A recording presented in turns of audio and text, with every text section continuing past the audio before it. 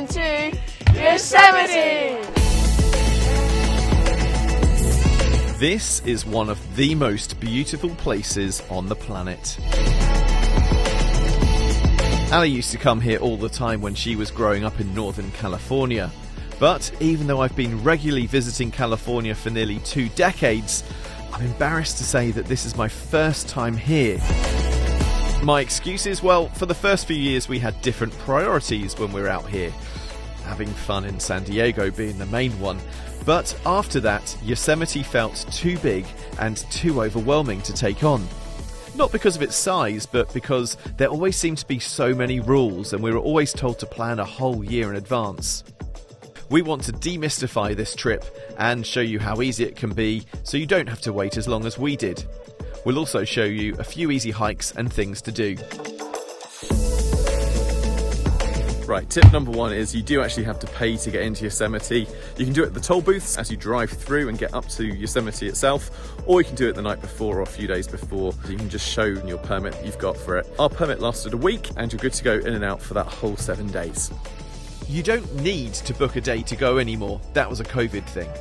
If you want to climb Half Dome, you'll need to win a special permit from the daily lotteries. Wilderness camping requires another type of permit too. If you want to camp or stay in the park during the summer, you do have to plan ahead. The limited lodgings and hotels get booked up nearly a whole year in advance. Right, you're in the park. If you're heading in through the south entrance, you'll see the Mariposa Grove turnoff almost straight away. If you're day tripping, you might want to stop here first, but we're going there in our next video. From here, you've still got a good 40 to 50 minute drive into the valley itself, and our first stop, Tunnel View. Look at that waterfall!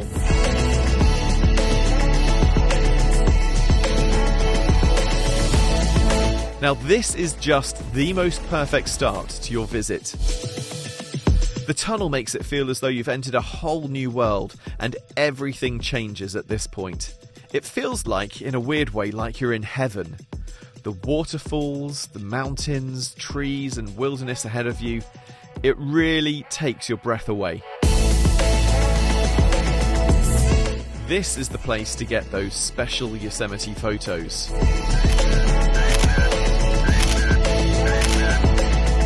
There is parking on both sides of the road, so don't panic if the left-hand car park is full. Oh, and if you're trying to work out how busy it was when we came here, we visited in the 3rd week of August. We didn't have any lines for the entrance, and we found parking okay at every spot that had more than about 20 spaces. The road through the valley is essentially a one-way system. There are some points you can turn, but they're not really signposted, so you need to be ready.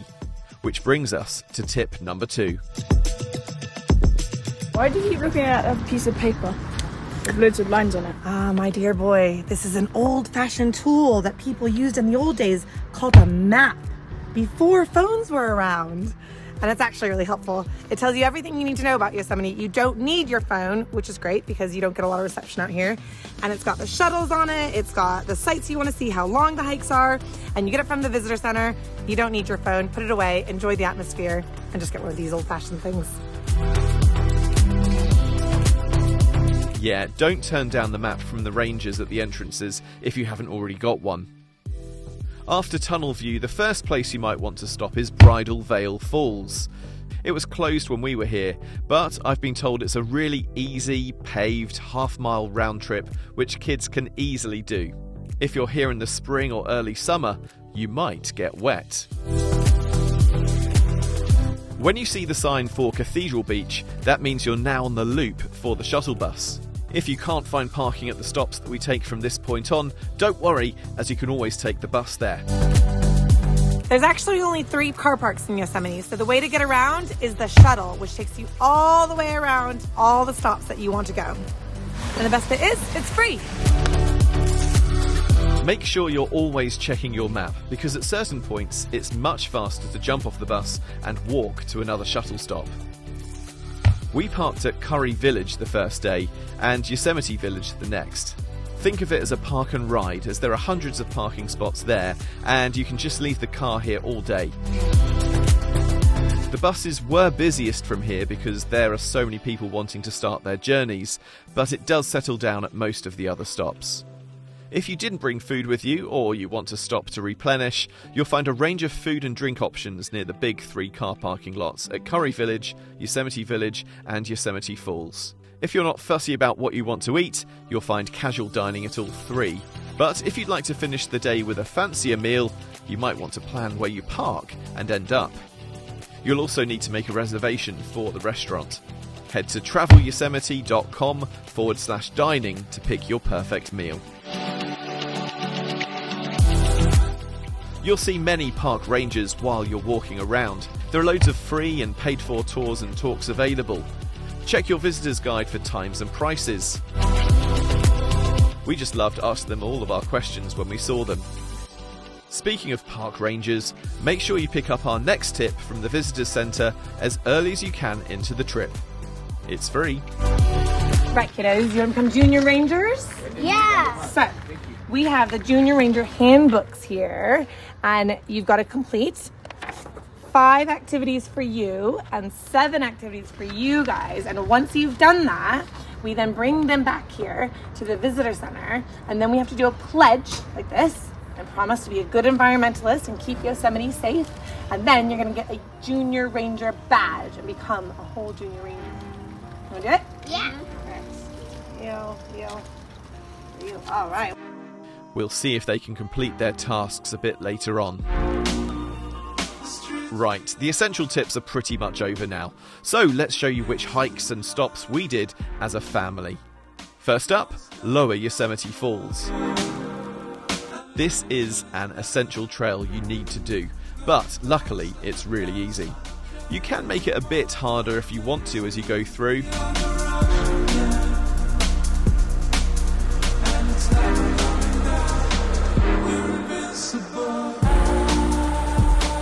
Just be careful that nothing jumps out on you though.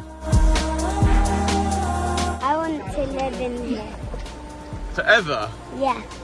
Okay. Bye. Bye. See you soon. We'll pick you up in a few years' time, yeah?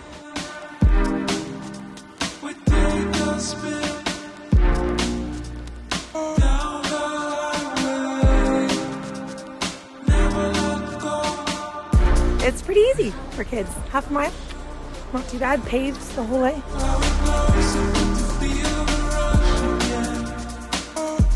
Before you know it, you'll be at the foot of the falls. Oh my god!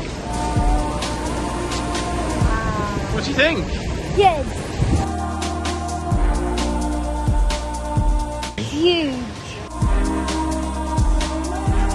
It's hard to believe that this is just the bottom section of 3. It cascades down from 2,425 feet, making it the highest waterfall in North America and 5th in the world. We were really lucky coming here so late into the summer and getting to see so much water here. 2023 had record rain and snowfall in California, so it would normally be just a trickle at this time of year. It's epic. And even with hundreds of people around, you can still make it feel as though you're alone. If you want to get closer to the water, you can walk across the boulders. Oh my gosh, guys. That mist I am feeling right there is that.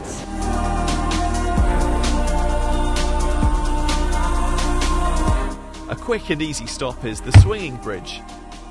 This is a 10-minute walk away from Lower Yosemite Falls, or you can get the shuttle or even park near here. You might be able to tell that this is no longer a swinging bridge. It was replaced after a flood in 1964. But you don't need it to swing when the views are so memorable.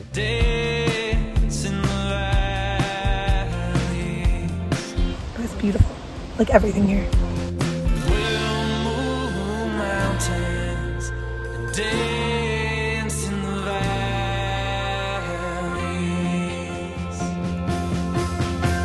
Of course I know why it's called Yosemite Valley, because it's a valley, but it's this point at the swing bridge where you realise that actually you're right in the middle of everything. Oh, hang on, I'm not even showing the top of it all.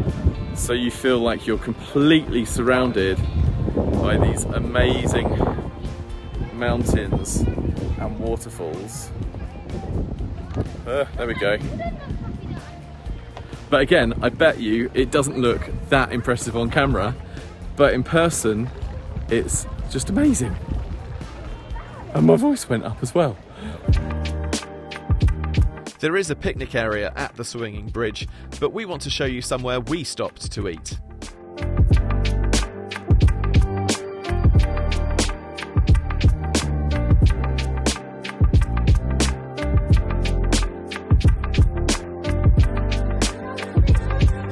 We're at Cathedral Beach, which is a brilliant place to stop because there's parking, so you don't need to get on the shuttle to actually get here.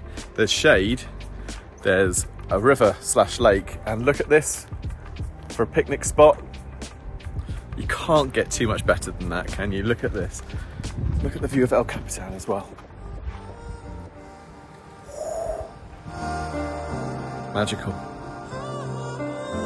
I still can't believe we had such a picture-perfect picnic. I mean, this is a once-in-a-lifetime moment. It's like an all-sensory experience. The weather is perfect. It's not too hot, it's not too cold, it's just perfect. The water is freezing cold. There's panoramic views all around you. Everywhere you look is just gorgeous. Everywhere. Beautiful. The smell, when you smell, it's like the freshest air you've ever smelled. It's beautiful. The kids loved paddling in the water, and we also kept them busy when they learned about some Californian history. We have been like searching for gold because it used to be like a good California used to be like a good gold mining place. And look what I found. I found little bits. How much money do you think you've got? £4 or $4. Let's find out. What do we think? Fool's gold or just a tiny little stone? He lost it that evening, so please don't tell us it was worth anything. As we had a picnic here, we didn't stop at Sentinel Beach, which seems to be a bit bigger, has sand, and views of Upper Yosemite Falls. Tell us where you prefer in the comments. We didn't get time to walk around any of the meadows. Cook's Meadow is a short, paved trail, while we also wanted to check out El Capitan Meadow. Next time. Everywhere we've shown you are all easy places to visit with kids.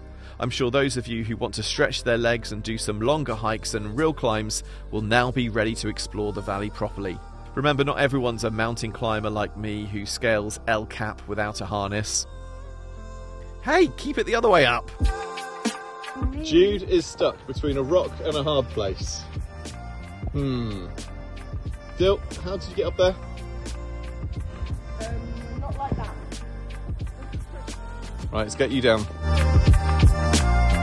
The final thing we had to do was go back to the visitor centre for the most important part of the trip. Had the kids done enough to become junior rangers? As a Yosemite Junior Ranger, protect other historic and wild places. Here you are. Congratulations, Junior Rangers.